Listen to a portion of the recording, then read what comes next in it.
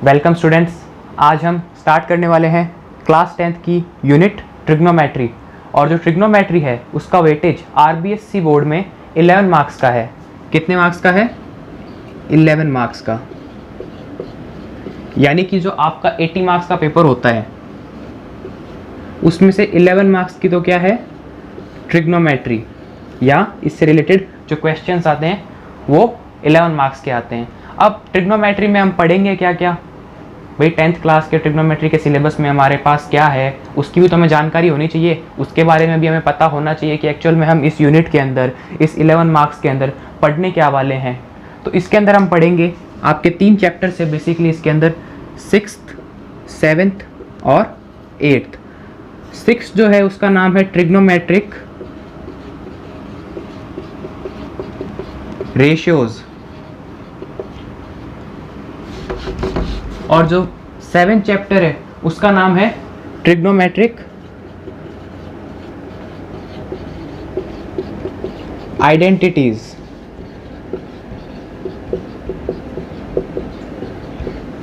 और जो 8th chapter है उसका नाम है हाइट एंड डिस्टेंस। तो बेसिकली ये 3 चैप्टर्स हम पढ़ने वाले हैं इस ट्रिग्नोमेट्री वाली यूनिट में, जो कि 11 मार्क्स के हैं। कौन कौन से?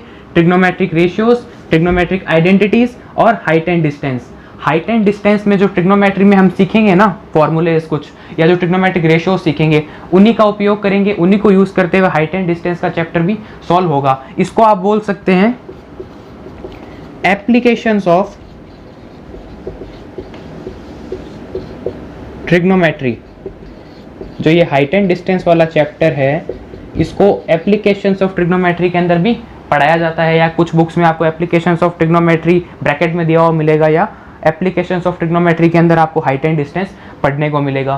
तो हम शुरू करने वाले हैं ट्रिग्नोमेट्री की यूनिट को, जो कि 11 मार्क्स की है और बहुत ही इंपॉर्टेंट है, क्योंकि बच्चों को बहुत टफ लगती है, क्वेश्चंस होते नहीं हैं इसके, और वो मैक्सिमम बच्चे इसको कई बार छोड़ कर चले जाते हैं एग्जाम के अंदर। और ये 11 मार्क्स की है और एकदम ईजी है, कोई ज़्यादा हार्ड नहीं है। हम पढ़ेंगे और सारा कुछ पढ़ेंगे, 0 से लेके 100 तक पूरा पढ़ेंगे। एक एक एग्जाम्पल, एक एक क्वेश्चन आपको करवाया जाएगा, थ्योरी का पूरा पार्ट आपको करवाया जाएगा।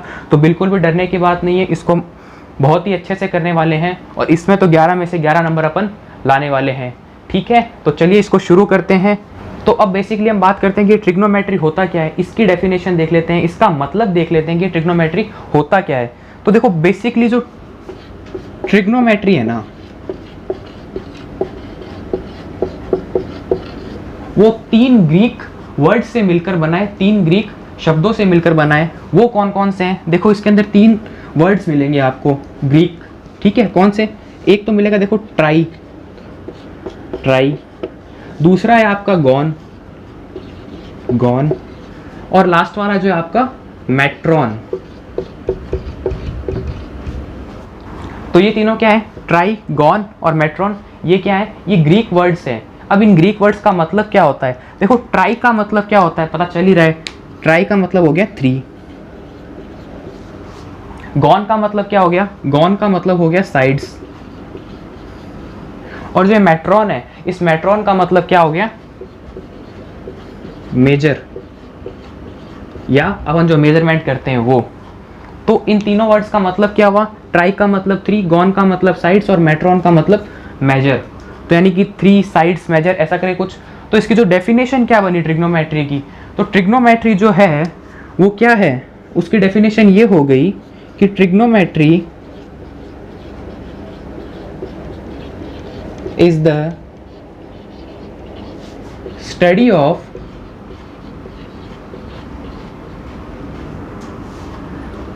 Relationship between sides and angles of a triangle।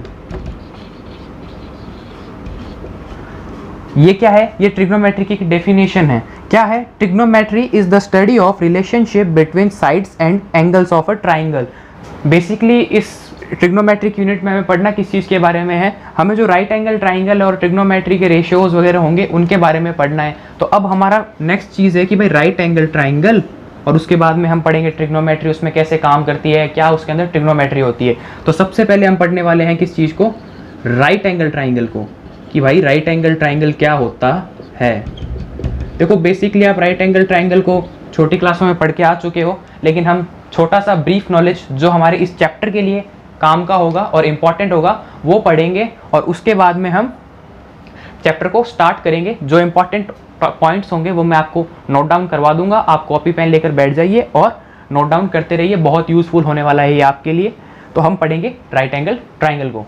Now हम बात कर लेते हैं राइट एंगल ट्राइंगल की, कि राइट एंगल ट्राइंगल क्या होता है। जैसा कि नाम से वो चल रहा है, ट्राइंगल होगा और एक राइट एंगल होगा। राइट एंगल का मतलब क्या हो गया, राइट एंगल हम पढ़ते हुए आ रहे हैं 90 डिग्री, जो 90 डिग्री का एंगल होता है उसको हम राइट एंगल कहते हैं। 90 डिग्री मैंने राइट एंगल, ये एक बेसिक सी चीज़ है, आपको पता होगी, सबको पढ़ के आए हैं आप छोटी क्लासों में, तो इतनी ज़्यादा इसको बताने की ज़रूरत नहीं है, बेसिक था तो मैंने थोड़ा बता दिया। अब देखो हम एक राइट एंगल ट्राइंगल ड्रॉ करते हैं।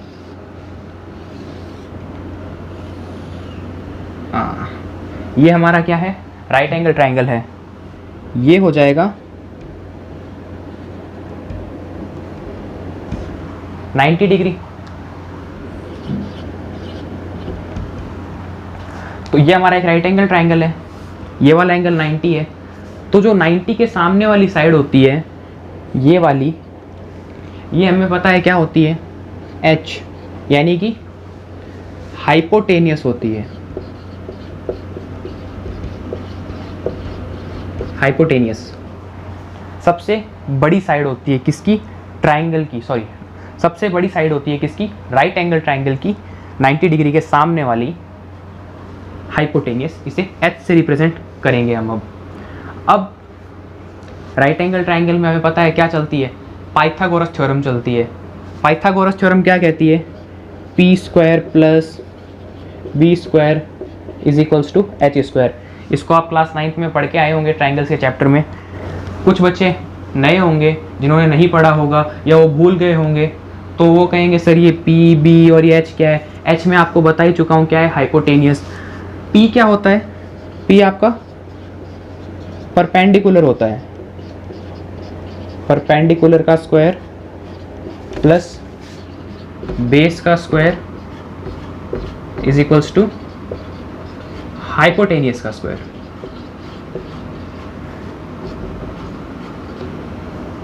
अब आप कहोगे कि सर आपने हाइपोटेनियस तो बता दिया कि ये है, लेकिन बेस और परपेंडिकुलर कौन सा है ये हमें कैसे पता लगेगा कि ये वाला बेस है या ये वाला बेस है, ये परपेंडिकुलर है या ये परपेंडिकुलर है।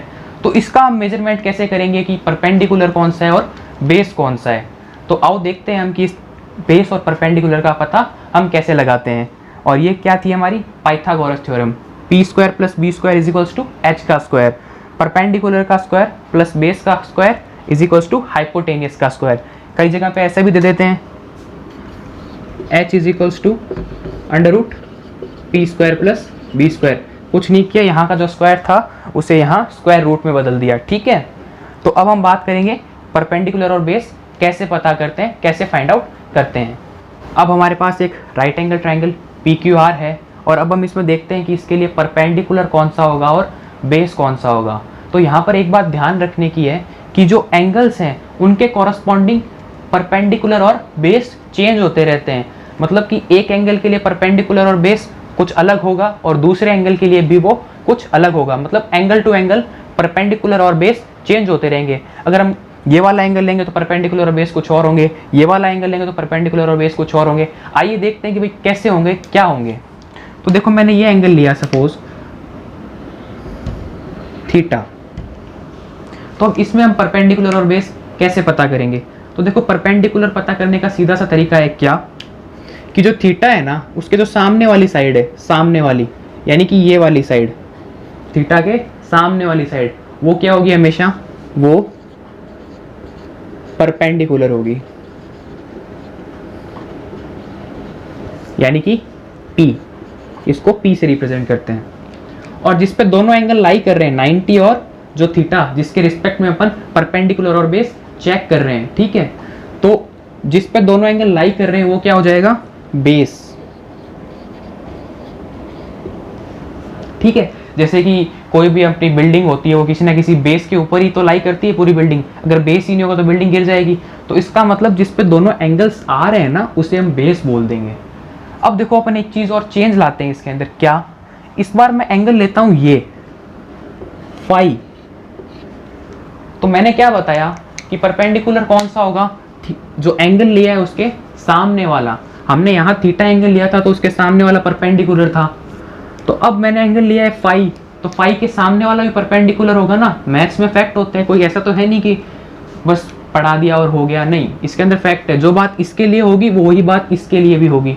तो अब देखो इसके सामने वाला परपेंडिकुलर था थीटा के लिए, तो फाई के लिए भी फाई के सामने वाला परपेंडिकुलर होगा, मतलब ये वाला परपेंडिकुलर होगा किसके लिए, फाई के लिए ये परपेंडिकुलर होगा। और जिस पर दोनों एंगल लाई कर रहे हैं वो बेस हो जाएगा। बेस को बी से रिप्रेजेंट करते हैं। तो मोटा मोटी क्या हुआ, हमने पहले क्या लिया, हमने पहले लिया था फॉर थीटा। थीटा के लिए अगर मैं बात करूं परपेंडिकुलर, इसको पी से रिप्रेजेंट कर रहा हूं, तो थीटा के लिए परपेंडिकुलर क्या थी, P Q side, P Q. और थीटा के लिए बेस क्या थी, क्यू आर साइड। अब अगर मैं बात करूं फॉर फाई,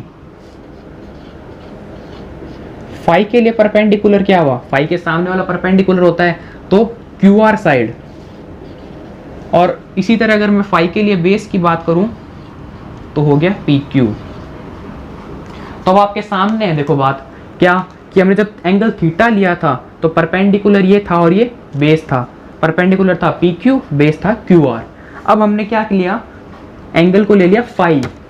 तो अब देखो फाई लिया तो परपेंडिकुलर ये हो गया और बेस ये हो गया, परपेंडिकुलर क्यू आर हो गया और बेस पी क्यू हो गया। तो यहां से कंक्लूजन क्या निकला, यहां से मेन चीज निकली क्या, कि जो परपेंडिकुलर और बेस है ना वो एंगल के कॉरस्पॉन्डिंग होते हैं। जब एंगल ये ले रहे थे तो ये परपेंडिकुलर था और ये बेस था, जब हमने एंगल ये लिया तो ये परपेंडिकुलर है और ये बेस है। तो इसका मतलब क्या निकला कि एंगल के करस्पॉन्डिंग हम क्या फाइंड आउट करते हैं कि कौन सा परपेंडिकुलर होगा और कौन सा बेस होगा। सीधा नहीं बता सकते हम कि परपेंडिकुलर कौन सा होगा और बेस कौन सा होगा। अगर मैं आपको एक कंडीशन दे देता हूं, सपोज ये एक राइट एंगल ट्राइंगल है, इसके अंदर आप बताओ कि कौन सा परपेंडिकुलर है कौन सा बेस है।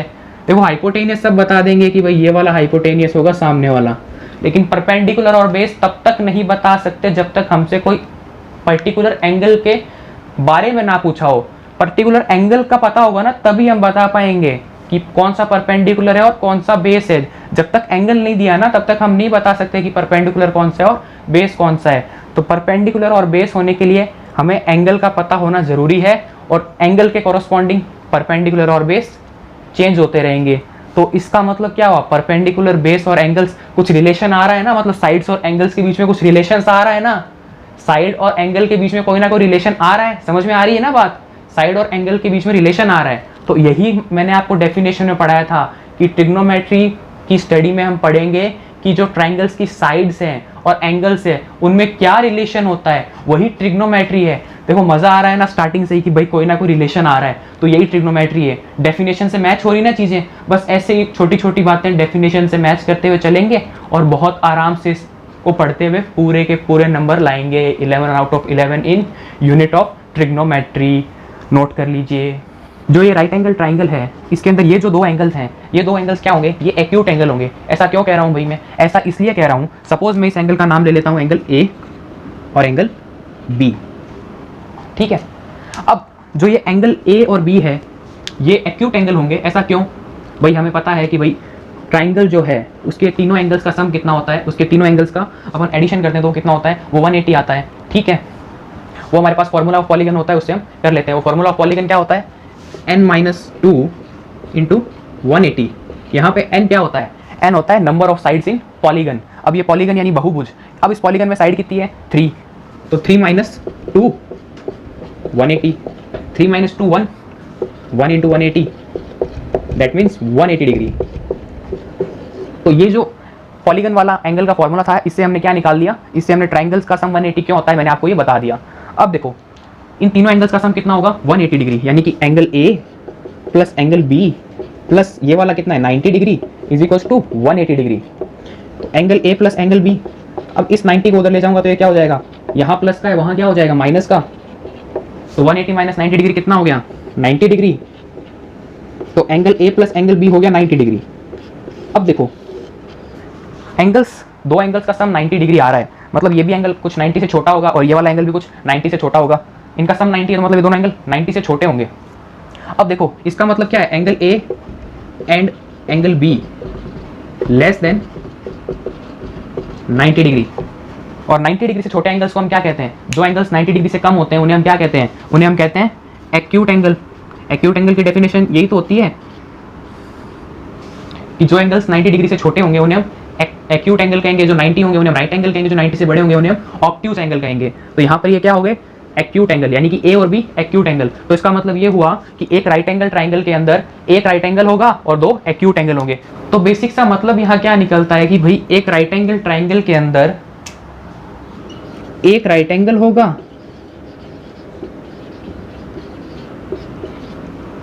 और दो एक्यूट एंगल होंगे। राइट एंगल यानी कि 90 डिग्री वाला एंगल होगा एक, और दो एंगल जो 90 से छोटे हैं एक्यूट एंगल होंगे। देखो अब तक हम पढ़ चुके हैं कि भाई हमने ट्रिग्नोमेट्री के बेसिक डेफिनेशन पढ़ ली, राइट एंगल ट्राइंगल की बेसिक प्रॉपर्टीज और इंपॉर्टेंट चीज़ें पढ़ ली, परपेंडिकुलर बेस और एंगल्स में थोड़ा बहुत रिलेशन पढ़ लिया। अब तक हमने बहुत कुछ इंपॉर्टेंट पढ़ लिया है। अब हम स्टार्ट करेंगे चैप्टर नंबर 6 को, जिससे आपका एक छोटा क्वेश्चन आता है, और चैप्टर का नाम क्या है मैं आपको पहले ही बता चुका हूँ, ट्रिग्नोमेट्रिक रेशियोज। अब देखो हम स्टार्ट करने वाले हैं चैप्टर नंबर 6 जो कि आपका है ट्रिग्नोमेट्रिक रेशियोज। अब ये ट्रिग्नोमेट्रिक रेशियोज क्या होता है, अभी तक आपने हमें परपेंडिकुलर बेस एंगल यही पढ़ा है, ट्रिग्नोमेट्रिक रेशियोज क्या होता है तो वो अब पढ़ेंगे हम कि ट्रिग्नोमेट्रिक रेशियोज क्या होता है। आओ देखते हैं। अभी हमने एक एग्जाम्पल या एक राइट एंगल ट्राइंगल लिया था, PQR नाम का लिया था, मुझे याद है, आपने भी देखा है, आपको भी याद होगा। अब देखो उसमें क्या था, ये वाला एंगल 90 लिया था और इसको मैंने थीटा लिया था। अब बात आती है सर ये तो आपने बता दिया लिया था, ट्रिग्नोमेट्रिक रेशियोज बताओ आप तो कि वो क्या होते हैं। देखो ट्रिग्नोमेट्रिक रेशियोज क्या होंगे, जो इसके साइड्स है ना और ये एंगल्स में रिलेशन है, कुछ उन्हीं में ट्रिग्नोमेट्रिक रेशियोज बनेंगे। और ट्रिग्नोमेट्रिक रेशियोज हैं कितने, 6। कौन कौन से वो अभी देखते हैं हम, कौन कौन से हैं तो हैं वो sine theta, cos theta, tan theta, cot theta, sec theta, cosec theta. चलो ये 6 ट्रिग्नोमेट्रिक रेशियोज हैं। अब कौन सा रेशियो कैसे निकालेंगे, क्या होता है ये कैसे पता चलेगा, तो वो भी बताया जाएगा। अब देखो यहाँ थीटा लिखने से एक बात तो पता चल गई कि हम किस वाले एंगल के कॉरस्पॉन्डिंग ट्रिग्नोमेट्रिक रेशियोज निकाल रहे हैं। यहाँ थीटा वाला एंगल, थीटा वाला एंगल कौन सा है, ये मतलब जो ये थीटा एंगल है ना, PRQ वाला एंगल, जो ये थीटा एंगल है, इसके लिए हम ट्रिग्नोमेट्रिक रेशियोज को फाइंड कर रहे हैं। अब ट्रिग्नोमेट्रिक रेशियोज को फाइंड कैसे करेंगे, याद कैसे रखेंगे क्या होता है, तो उसके लिए एक ट्रिक बनाई हुई है। क्या ट्रिक बनाई हुई है, वो कुछ नहीं, एक छोटी सी ट्रिक है, बहुत ही मज़ेदार ट्रिक है, आपको बहुत ही अच्छे से याद रहेगी और मज़ा भी आएगा। PBP HHB। अब इसको याद कैसे रखेंगे और इसको यूज़ कैसे करेंगे, ये दोनों चीज़ें मैं बता देता हूँ। पहले तो याद करने की मैं आपको उसको 2 ट्रिक बता देता हूँ। पहली, पढ़ ले बेटा पढ़ ले, हार्ड बुक्स। और दूसरी ट्रिक क्या हो सकती है, दूसरी ट्रिक हमें उसमें बहुत मज़ा आएगा दूसरी ट्रिक में। क्यों, क्योंकि दूसरी ट्रिक है पाकिस्तान भूखा प्यासा हिंदुस्तान हरा भरा। पाकिस्तान भूखा प्यासा हिंदुस्तान हरा भरा। चलो ये तो याद तो कर लिया अब हमने कि भाई या तो पढ़ ले बेटा पढ़ ले हार्ड बुक्स से, या पाकिस्तान भूखा प्यासा हिंदुस्तान हरा भरा। अब इसको यूज़ कैसे लेंगे, तो देखो पहला रेशियो क्या था, साइन थीटा। तो अब देखो कैसे चलेंगे, अब हम चलेंगे ऐसे, साइन थीटा, तो साइन थीटा क्या होगा, ऐसे चल रहे हैं तो P बाई H। यहाँ P क्या है, P आपका वही, P माने क्या, परपेंडिकुलर। देखो मैं यहाँ लिख देता हूँ, P आपका है परपेंडिकुलर, B आपका है बेस, और H यहाँ लिख देता हूँ, H आपका है हाइपोटेनियस। परपेंडिकुलर, बेस और हाइपोटेनियस, P, B और H। तो यानी कि साइन थीटा क्या होगा, परपेंडिकुलर अपॉन हाइपोटेनियस। ये क्या होता है, साइन थीटा। अब बात करते हैं कॉस थीटा की, तो आगे वाले डब्बे में चले जाएंगे और नीचे आ जाएंगे, यानी कि B बाई एच। B क्या है, सबको पता है, बेस अपॉन हाइपोटेनियस। तो कॉस थीटा हो गया बेस अपॉन हाइपोटेनियस। अब बात करेंगे थर्ड वन की, टेन थीटा। तो वापस इस वाले बॉक्स में जाएंगे, नीचे की तरफ, P by B, perpendicular upon base. तो ये क्या हो जाएगा, टेन थीटा। अब बात करते हैं कॉट थीटा की। तो अब आप कहोगे सर बॉक्सेस तो खत्म हो गए, अब क्या करेंगे। तो देखो अब कुछ नहीं करना है, अब अपन को उल्टा चलना है। अभी तक अपन ऐसे आ रहे थे, ऐसे चला रहे थे, अब अपन कैसे चलाएंगे, उल्टे चलाएंगे। यहीं से चला दिया भाई। तो अब पहले क्या था, B, तो अपन B से स्टार्ट करेंगे, B बाई P। तो कॉट थीटा क्या हो जाएगा, बेस अपॉन परपेंडिकुलर। अब आगे वाले सेक के लिए इस वाले में आ जाएंगे, सेम वही काम, उल्टा चलेंगे, H बाई बी। H क्या होता है, हाइपोटेनियस, और B क्या होता है, बेस। यानी कि सेक थीटा हो जाएगा हाइपोटेनियस अपॉन बेस। और last cosec theta, cosec theta कहाँ, इस वाले में आ जाओ, H बाई पी। H क्या होता है, वही हाइपोटेनियस, और P क्या होता है, परपेंडिकुलर। तो देखो ये 6 ट्रिग्नोमेट्रिक रेशियोज आ गए, ठीक है। पहला sign theta, perpendicular upon hypotenuse. Perpendicular कौन सा है, ये वाला, और हाइपोटेनियस कौन सा है, ये वाला। लिख देता हूँ, ये P माने परपेंडिकुलर है, ध्यान रखना, ये B माने बेस, और ये H माने हाइपोटेनियस। तो अब देखो sign theta, perpendicular upon hypotenuse, perpendicular upon hypotenuse, sine theta होता है। कॉस थीटा क्या होता है, बेस अपॉन हाइपोटेनियस, ये होता है कॉस थीटा। टेन थीटा क्या होता है, परपेंडिकुलर अपॉन बेस, और कॉट थीटा क्या होता है, base upon perpendicular. Sec theta क्या होता है, हाइपोटेनियस अपॉन बेस, और कॉसेक थीटा क्या होता है, हाइपोटेनियस अपॉन परपेंडिकुलर। तो एक्चुअल में क्या है, ये एक्चुअल में साइड्स के रेशियोज को नाम दे दिया, रेशियोज, ट्रिग्नोमेट्री रेशियोज का एंगल के कॉरस्पॉन्डिंग। क्यों, क्योंकि परपेंडिकुलर और बेस एंगल के कॉरस्पॉन्डिंग मेजर करते हैं, इसीलिए इनको एंगल के कॉरस्पॉन्डिंग ट्रिग्नोमेट्रिक रेशियोज का नाम दे दिया। अब ये ट्रिग्नोमेट्रिक रेशियोज 6 ही क्यों हुए, 6 से ज़्यादा क्यों नहीं हुए भाई, बनाकर देख लेना। ये 6 इसलिए हुए क्योंकि इन रेशियोज में हम 6 से ज़्यादा बना ही नहीं सकते।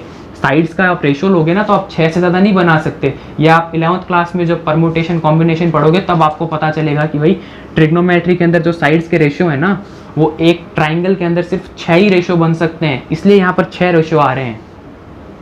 ये थोड़ी सी इंपॉर्टेंट और हाई लेवल की बात है कि 6 ही रेशियो क्यों बन रहे हैं, क्योंकि यहाँ पर जो ट्राइंगल है उसके अंदर हम अगर साइड्स लेंगे भी ना, साइड्स का रेशियो निकालेंगे भी ना, कि ये बाई ये और ये बाई ये, P by Q by R, इस तरीके से निकालेंगे ना रेशियो। अगर हम ट्राइंगल के अंदर साइड्स का रेशियो निकालेंगे भी ना, कि भाई PQ by QR, PQ by PR, ऐसे करके रेशियोज निकालेंगे भी ना, तो वो मैक्सिमम 6 ही रेशियो निकलेंगे, 6 से ज़्यादा नहीं निकलेंगे। क्यों निकलेंगे, कैसे निकलेंगे, वो आप आगे 11th क्लास में मैथ्स लोगे तो परम्यूटेशन कॉम्बिनेशन में अच्छे से पढ़ोगे, डिटेल से पढ़ोगे, ठीक है। तो ये 6 इसलिए होते हैं क्योंकि मैक्सिमम पॉसिबिलिटीज़ जो रेशियोज़ की है ना, कि साइड्स के रेशियोज़ कितने हो सकते हैं, वो 6 ही हो सकते हैं, इसलिए उनको ट्रिग्नोमेट्री रेशियोज़ बोलते हैं, और ये 6 टाइप्स के होते हैं।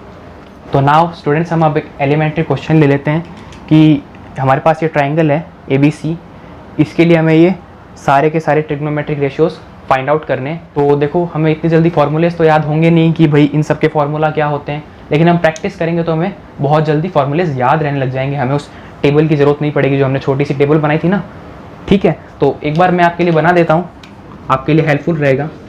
तो वो टेबल क्या थी, सभी आप जानते हैं, कुछ ने तो याद भी कर ली होगी। PBPHHB, पढ़ ले बेटा पढ़ ले हार्ड हार्ड बुक्स, या पाकिस्तान भूखा प्यासा हिंदुस्तान हरा भरा। इससे आप ये याद कर सकते हो ट्रिक्स इजीली। और कैसे चलना है वो मैं आपको बता ही चुका हूँ, एक बार फिर रिवाइज करवा दूंगा। आप धीरे धीरे उसको प्रैक्टिस में लाएंगे तो आपको कन्वीनियंटली याद रहने लग जाएगा, और कुछ दिनों बाद में, मात्र 2 से 3 दिन में ही आपको फॉर्मूलेज याद रहने लग जाएंगे। लेकिन ये सिर्फ और सिर्फ आपकी प्रैक्टिस पे डिपेंड करता है कि आप कितने जल्दी इसको याद करते हो और कितना जल्दी इसको समझते हो। जितना मैं करवा रहा हूँ उतना कर लो, और कोई भी जो आपके रेफरेंस बुक है जो RBSC बोर्ड की है, या आप कोई और भी RD Sharma RS Agarwal solve करते हैं, तो उसके अंदर जो क्वेश्चन है वो लगाओ। अगर आपको डाउट लगे तो आप जो वीडियो के नीचे कमेंट बॉक्स है उसमें कमेंट कर सकते हैं कि सर मेरा ये डाउट है, आप मुझे बताएं, मैं आपको उसका जल्दी से जल्दी सॉल्यूशन देने का प्रयास करूंगा। तो अब देखो हम इस क्वेश्चन पे आ जाते हैं। तो भाई देखो, हमें थीटा के कॉरस्पॉन्डिंग सारे वैल्यूज़ निकालने, मतलब सारे ट्रिग्नोमेट्रिक रेशियोज निकालने थीटा के कॉरस्पॉन्डिंग। तो अब देखो थीटा के कॉरस्पॉन्डिंग निकालने, तो मुझे पता चल गया कि ये वाला तो क्या हो जाएगा, परपेंडिकुलर, यानी कि P की वैल्यू, परपेंडिकुलर की वैल्यू तो आ गई 4, और जिस पे दोनों एंगल लाई कर रहे हैं वो क्या होता है, जिस पे दोनों एंगल लाई करते हैं वो बेस होता है, यानी कि B की वैल्यू आ गई भाई साहब 3। अब भाई साहब H कहाँ से लाऊं, मुझे H तो गिवन ही नहीं है, हाइपोटेनियस तो गिवन ही नहीं है। अब चक्कर पड़ गया, सर H कहाँ से लाएंगे, ऐसे कैसे, आपने क्वेश्चन अधूरा लिखा है, क्वेश्चन गलत है, ये हो गया वो हो गया। तो देखो H इसमें छुपा हुआ ही है, मैंने आपको राइट एंगल ट्राइंगल की प्रॉपर्टी बताई थी। ऐसे क्वेश्चंस आते हैं पेपर के अंदर, और एलिमेंट्री क्वेश्चंस है, बहुत इजी है। देखो मैंने राइट एंगल ट्राइंगल की प्रॉपर्टी बताई थी, तो उसमें क्या था कि ये पाइथागोरस थ्योरम फॉलो करता है। तो पाइथागोरस थ्योरम क्या थी, पाइथागोरस थ्योरम होती है P का स्क्वायर प्लस B का square is equals to H का स्क्वायर। तो देखो मेरे पास P और B तो है, H नहीं है, तो मैं इसमें P और B की वैल्यू रख देता हूँ और H की वैल्यू इसमें से निकाल लेता हूँ। सिंपल ही है, P की जगह मुझे रखना है 4, B की जगह मुझे रखना है 3, और H का स्क्वायर पड़ा है, तो ये हो गया 16, ये हो गया 9, ये हो गया H का स्क्वायर। तो बाकी का यहाँ कर रहा हूँ, H square is equals to मेरे पास आ गया 25, H is equals to under root 25, ये तो होगा, यहाँ से स्क्वायर हटेगा तो यहाँ स्क्वायर रूट लग जाएगा। तो अब इससे बाहर क्या आएगा, इससे बाहर आएगा +-5, क्योंकि अंडर रूट से +-5 बाहर आता है। क्यों, क्योंकि +5 का स्क्वायर भी क्या होता है 25, और -5 का स्क्वायर भी क्या होता है 25। अब लेंगे कौन सा इनमें से, +5 लेंगे या -5 लेंगे। तो अब यहाँ पे थोड़ा सा दिमाग लगाना है, क्या कि कोई भी साइड है, ठीक है, उसकी लेंथ है, साइड एक तरीके से लेंथ ही हो गई ट्राइंगल की, ये लेंथ हो गई ना, AC की लेंथ हो गई ना। हाइपोटेनियस का मतलब क्या हो गया, AC की लेंथ। कभी जो लेंथ है वो नेगेटिव हो सकती है क्या, कभी सुना है क्या कि लेंथ है -5 सेंटीमीटर, लेंथ है -10 सेंटीमीटर या -50 सेंटीमीटर, लेंथ के अंदर कभी दिखाता नहीं है ना नेगेटिव। तो यहाँ पर हम क्या लेंगे, पॉजिटिव लेंगे। क्यों, क्योंकि लेंथ हमेशा पॉजिटिव होती है। तो मेरे पास H की वैल्यू आ गई 5, अभी तक तो मेरे पास H की वैल्यू आई है 5। खुश नहीं होना, क्वेश्चन आधा ही हुआ है, क्या H की वैल्यू आई है, तो मेरे पास H की वैल्यू आ गई, H इज इक्वल्स टू 5। थोड़ा ढंग से लिख लेते हैं, H इज इक्वल्स टू 5। अब आगे बढ़ते हैं और इन रेशियोज को फाइंड करते हैं। क्यों, क्योंकि मेरे पास P, B, H तीनों की वैल्यू आ गई, मेरे पास टेबल भी है, तो बस रखना है और सॉल्व करना है। आओ देखते हैं। अब देखो पहला trigonometric ratio sine theta, sine theta क्या होता है, आओ उस टेबल में, यहाँ से चले थे P/H, P/H। देखो आपको याद रहने लग जाएगा, ज़्यादा टेंशन मत लो, बस प्रैक्टिस करते रहो, इसको बनाते रहो, प्रैक्टिस करते रहो, हो जाएगा, ज़्यादा टेंशन मत लो, 2 से 3 दिन में हो जाएगा, प्रैक्टिस पे डिपेंड करता है। P/H, तो यहाँ P कितना है, P की वैल्यू 4 और H की वैल्यू 5, 4/5। तो यानी कि साइन थीटा की वैल्यू क्या आ गई, 4/5। 4/5 आगे सॉल्व हो रहा है क्या, नहीं हो रहा, क्योंकि कटने वाला कुछ है नहीं, 4/5 का 4/5 ही रहेगा।